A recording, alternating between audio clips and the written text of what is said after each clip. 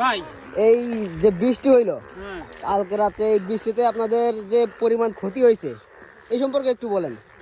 ক্ষতির ভিতরে ক্ষতি মোটামুটি 14 আনা পেঁয়াজ উঠে গেছে, বিলিটার 2 আনা পেঁয়াজ আছে, সেটা হলো বিপ্লব সুপার। হ্যাঁ, এই বিপ্লব সুপার পেঁয়াজ আর আমরা লাগাবো না, এটি লাগালেই আমার। এটা হলো আমাদের রাজবাড়ী জেলার বালিয়াকান্দি উপজেলার নবাবপুর ইউনিয়নের টেকাটি গ্রামের পেঁয়াজের মাঠ। কালকের বৃষ্টিতে এই অবস্থা হয়েছে কৃষকের। এমন অবস্থা জীবনের প্রথম দেখলাম আমি আমাদের এই এলাকায়। অন্তত পেঁয়াজ উঠাচ্ছি হাঁটু পানিতে, প্রায় হাঁটু পানি। এখান থেকে আমরা পেঁয়াজ এইভাবে উঠাচ্ছি। দেখেন ধান সিদ্ধ করে যে কড়াই আছে, সেই কড়াই ভরে ভরে এগুলো ভরে গেছে। এখন এভাবে রেখে দিচ্ছি।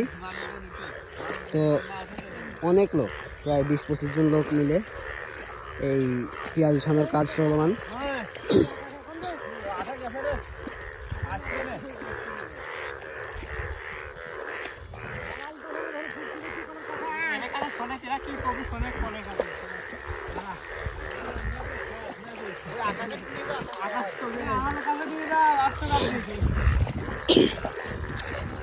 এইখানে ভাই ভাই এই যে বৃষ্টি হইলো কালকে রাতে, এই বৃষ্টিতে আপনাদের যে পরিমাণ ক্ষতি হয়েছে এই সম্পর্কে একটু বলেন।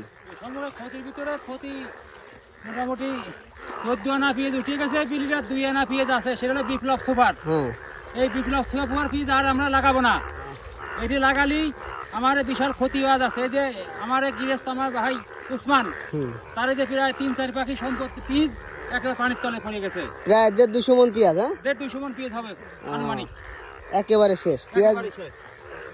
এখন উঠাতে গেলেও যে পরিমাণ খরচ পড়তেছে, হয়তো এর দামও অনেক কম, তুলনামূলক এই পেঁয়াজের দাম অনেক কম।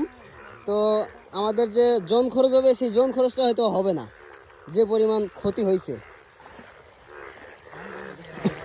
আপনারা যে এখানে পেঁয়াজ উঠাচ্ছেন, আপনাদের কি মন্তব্য?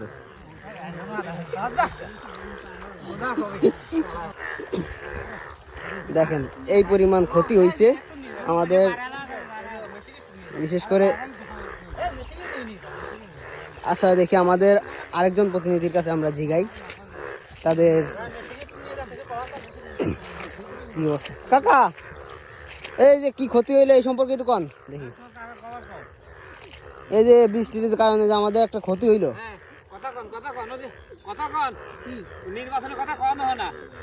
এই যে আমাদের এই ক্ষতিপূরণ দেবে কে? এই বৃষ্টির কারণে এই পেঁয়াজের যে ক্ষতি হয়েছে, এই ক্ষতিপূরণ দেবে কিটা এখন? কোন সরকার কি দেবে?